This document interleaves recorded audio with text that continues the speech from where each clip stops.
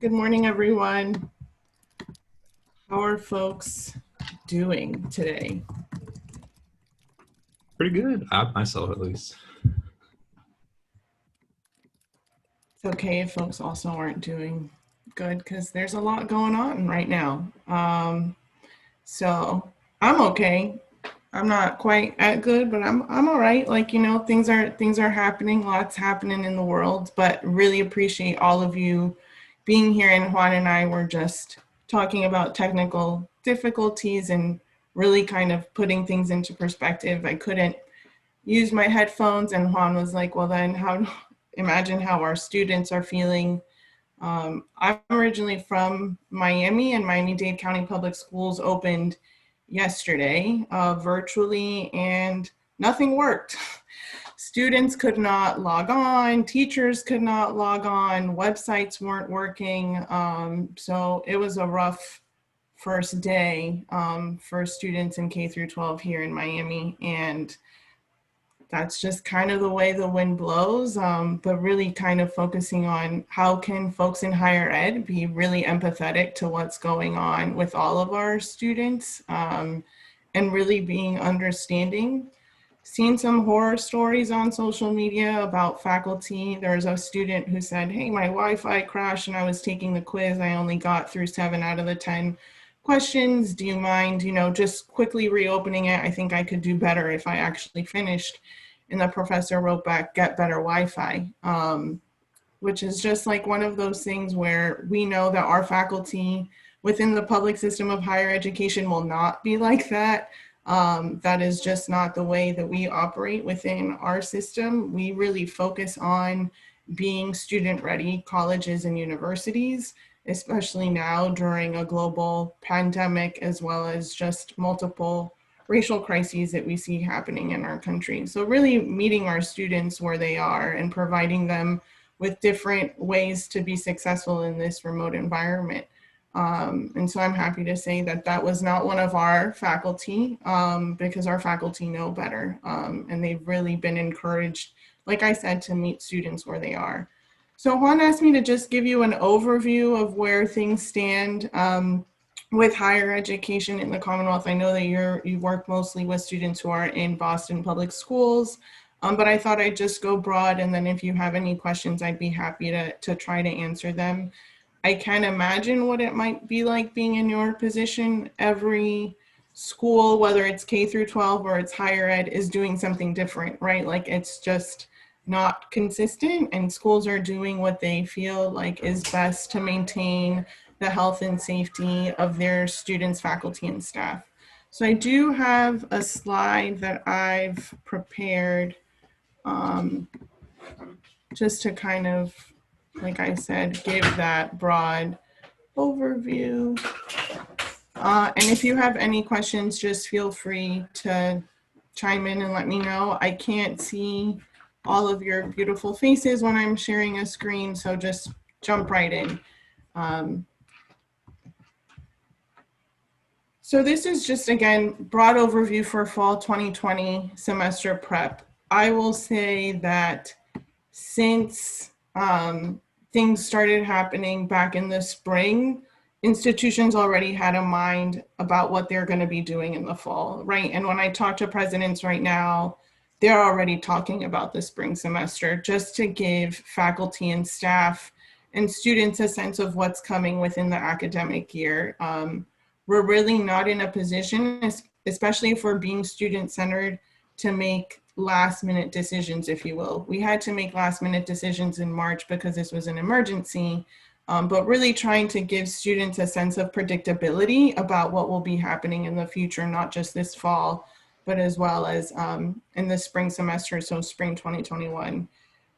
Just a quick raise of hands, like who had a summer, like did anyone take a break this summer? I can't even believe that it's, September 2nd. And that's kind of how I feel about everyone. It's just August came and went, July came and went, and all of a sudden, schools have already, higher ed schools have either reopened or they're going to be reopening shortly after Labor Day. Many of them already welcoming students back to campus.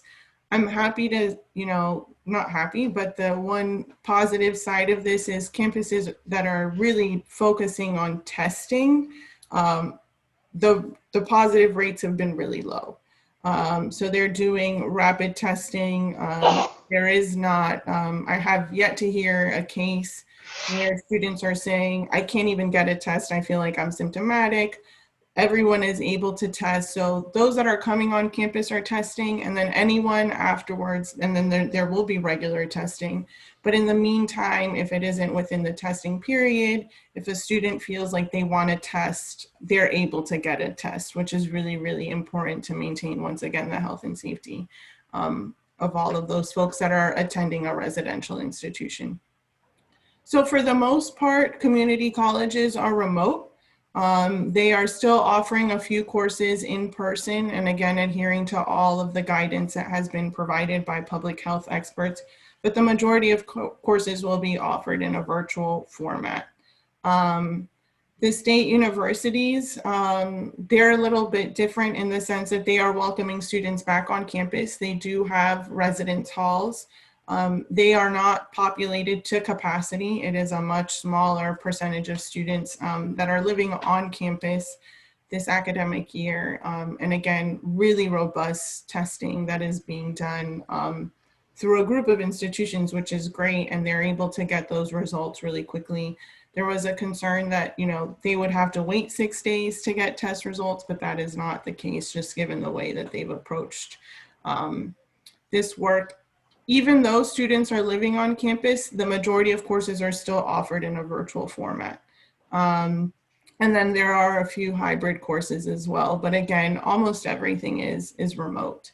And I would say the same for UMass. They started welcoming students back, with the exception of Boston, earlier this semester, and then going into the next few weeks. Most classes are virtual. Again, a few hybrid courses, just depending on the major. There are some things that are really hard to do virtually, but then those courses that are in person, following all the health and safety standards. And typically these are courses where those students are already familiar with them. They're wearing lab equipment, they have PPE, they know how to keep safe social distancing, because that's just the way that labs in general operate. You're not, you know, using a Bunsen burner right next to somebody else, because that just wouldn't be safe. I don't even know where Bunsen burner came from. I haven't taken chemistry since like 10th grade, but I'm glad I just kind of pulled that right out. And really interestingly, I think like technology has really caught up. I was in a virtual simulation of a lab, which was great. Students were able to just simulate what it would be like to be in a lab environment. One student was in a fire in the virtual lab, so they kind of had to figure out like where the extinguisher was. So I mean, it was very lifelike. And then the lab told them, these are the things that went wrong. And then they were able to kind of course correct. So technology these days is really, really lifelike in many, many ways, which is incredible. We also, in this state, as you know, have a number of independent institutions. There are more than 90 of them in the Commonwealth. Oh, yeah, just doing And they're just all kind of doing their own thing, but again, really working with one another, working with their community to make sure that students that are being brought back on campus, and not all of them are bringing students back on campus, but those that are really kind of taking the community in mind as well. And I would say that for both public and private institutions. As we know, students who attend post-secondary don't always live in residence halls. Sometimes they live at home with families. Sometimes they rent apartments or houses. So our institutions on the public side have been really working closely with local boards of health, local officials, even the landlords, to make sure that there's a community effort to keep not only the students safe, but the community safe as well. So that's kind of just like the repopulation conversation. We never really, we're trying to stop using the phrase reopening, because we never shut down, right? Like our campuses were still open. We had folks that were going in there every day, really making sure that the properties were being maintained, that IT was still working, that the servers were up and running, that payroll was running. For some reason, we are all still operating with a lot of paper mail. So those things all had to get addressed. So we never shut down. We just asked students not to come on campus. So it's more about kind of repopulating than it is reopening. And so, like I said, testing, everything has been really encouraging so far, but we're focused on not just the beginning of the semester, but the entire semester and making testing a regular thing. I think the biggest, it's anywhere between every week to every 2 weeks. And again, if you feel like you're symptomatic, you can go ahead and get a test and that'll be made available to you.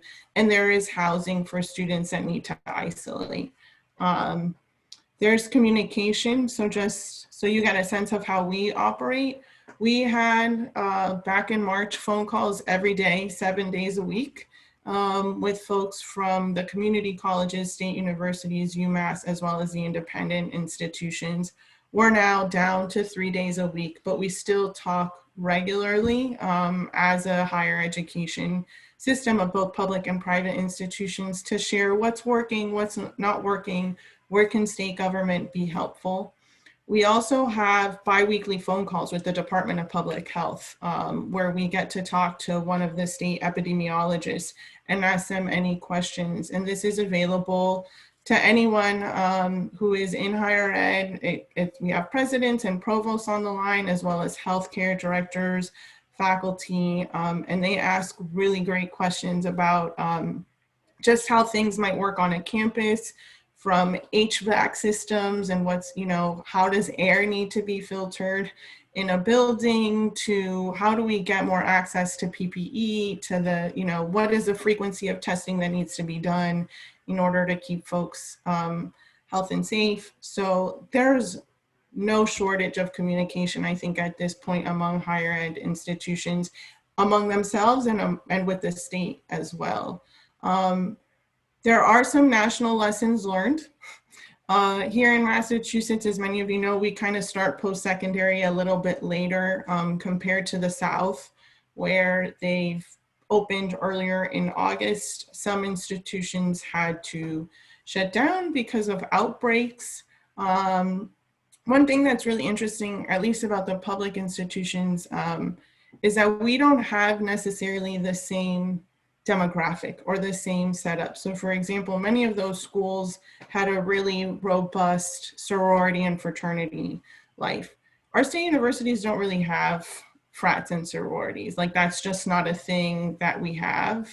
So that's not as much as a concern. And we also, most of our state universities, our students are from our community. So it's not like these are, I went to the University of Florida, they welcomes back 52,000 students on Monday. Our schools are not that big. Our schools are much smaller. I would say that they're right-sized in order to really kind of serve their community and their region.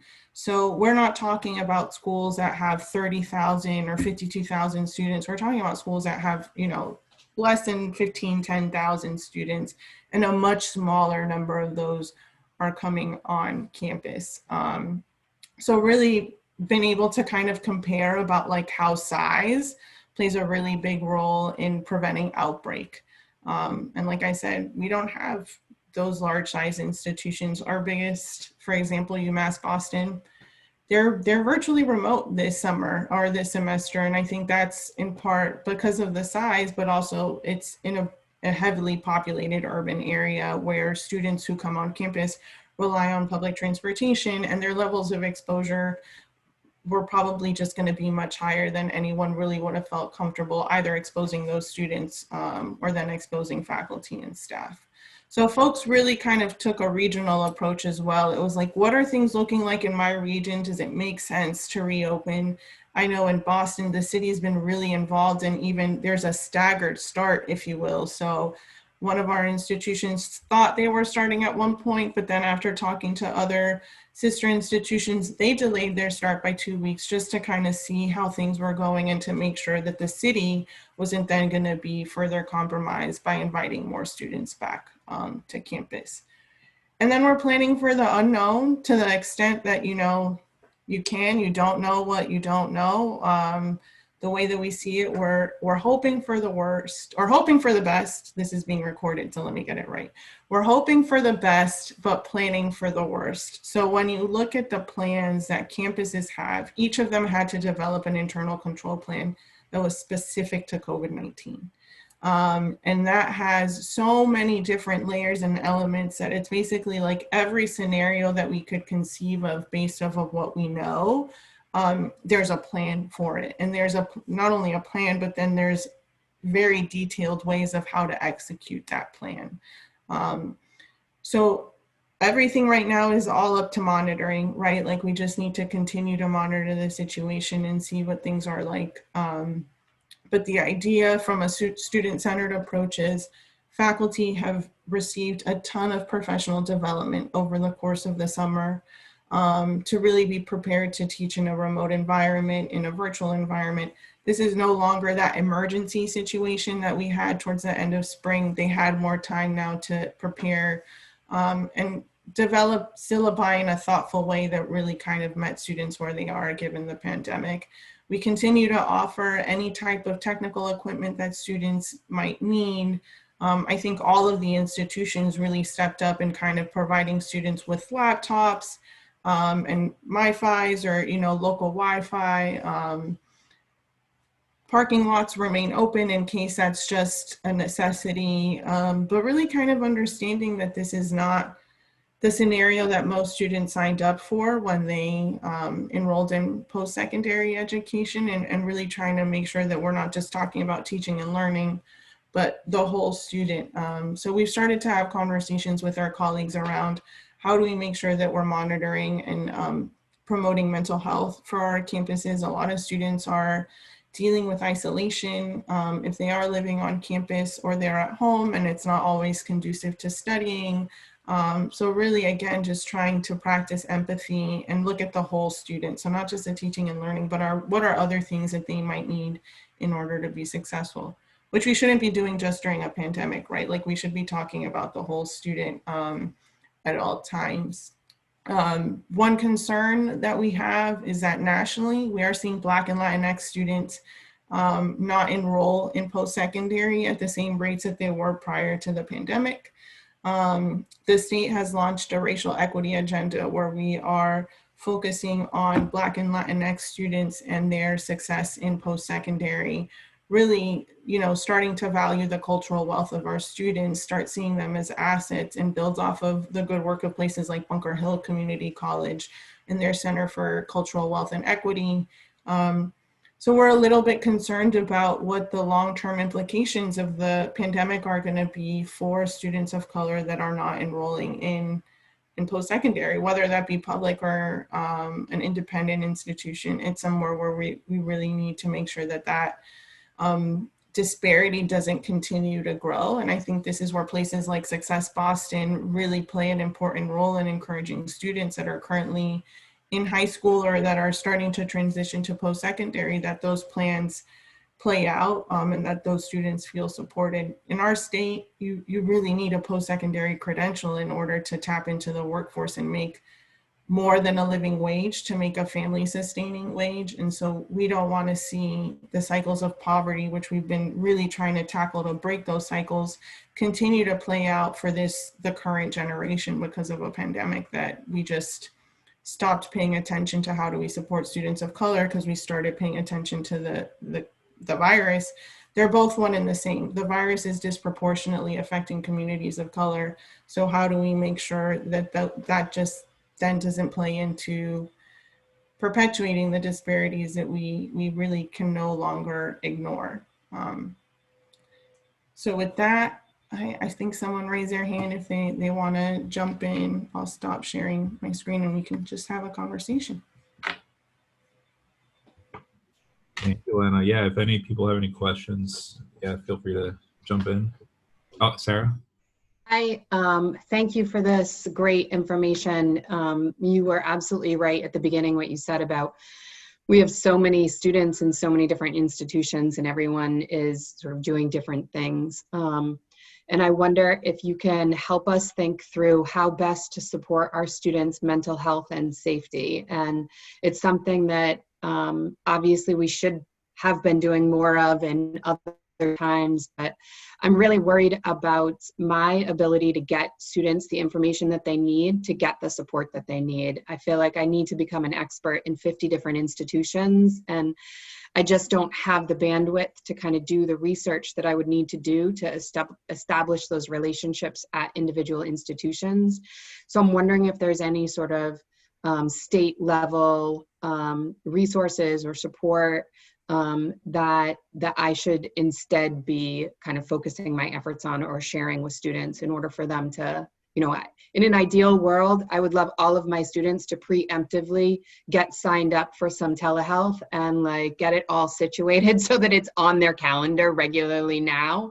But I don't know how to do that. So just wondering from a centralized standpoint, what you think and how you might advise us to proceed. So we met with the Department of Mental Health last week to have this very conversation. And the way DMH services work, you have to meet eligibility criteria in order to be eligible for those services. But what we've asked and what we hope to have live, I would say no later than the end of next week, is on our department's coronavirus page, a list of resources for students, family, and then administrators on campus. So really kind of just collating what's available. So to like kind of answer your question about it's different everywhere, like what are the state level resources and then how can folks access those? It was an over hour long conversation, so it'd be kind of hard to just share everything that we had. But that was really what we kind of took away is we need to get things in the hands of folks that are working with students. So somewhat related is getting training for our residential advisors for those students that are living on campus to really kind of start operating. And they're first responders. They're seeing students more than faculty and administrators are. They're living with those students.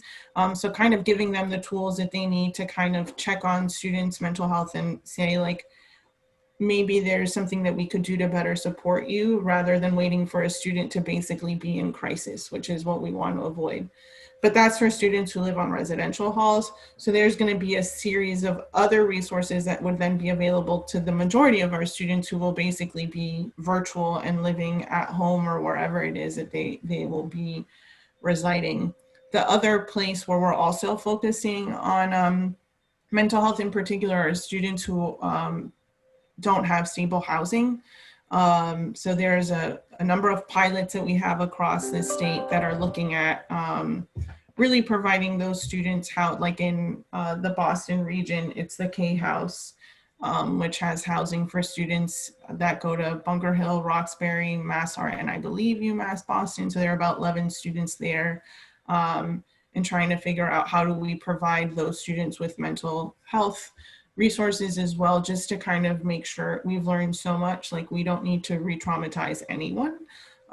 So there, it's also kind of not just broad, but looking specifically at the student population that we're targeting. So for example, you can't just send an email to everyone saying the residence halls are shut down for students that are housing insecure. That was their housing, they needed to stay there. And while we did keep those rooms open for them, there was a moment of panic for those students about like, where am I gonna go now? So I think we've learned a bit from the spring, but again, we'll have those resources up no later than the end of next week. And Juan, I can send that to you and Antonia if you wanna share that with this group. Definitely. And I think Emily had a question on the chat. Sorry if I interrupted somebody. I will send you, I'll put my email in the chat and I can connect you with the folks at the department who are working on that initiative. I don't want to misspeak on their behalf. And they're the ones that are really working with that student population and hoping to learn from the pilot and expand. Awesome. Thank you. And we have a couple more minutes, but if people do have questions, we have time to ask right now. If not, then I think end pretty quickly. But Yeah, and as Elena said, her email's there, so if people do have questions, we can always ask her. And I think you also mentioned the schools not reopening because they were always open. And I want to shout out all the IT people who have been keeping this type of stuff going. I know at TBF we have our IT folks going in kind of frequently to the office, and they've been able to help us out. So uh, do want to shout out those people and any of the students who are going to be entering that space. They're lifesavers. Uh, but yeah, I think that is all we have for this. Awesome. And I saw that Kathleen just said that she's a single point of contact for K House at Bunker Hill. Thanks for adding that information. I think they also have an orientation coming up, which should be pretty exciting. Kathleen probably knows more about that than I do, but glad to see those threads are being connected as well. It was awesome. And shout out to the IT people. They are holding it down. The orientation was yesterday. I can't wait to hear more about it. I'll check in with my colleagues. Awesome. Well, thank you, Elena, and thank you everybody else for joining.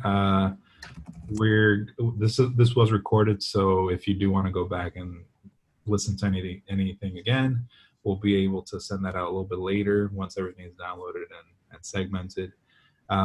But I will see a lot of you next week at the US Fire training, and then the week after that for our check-in during ad drop.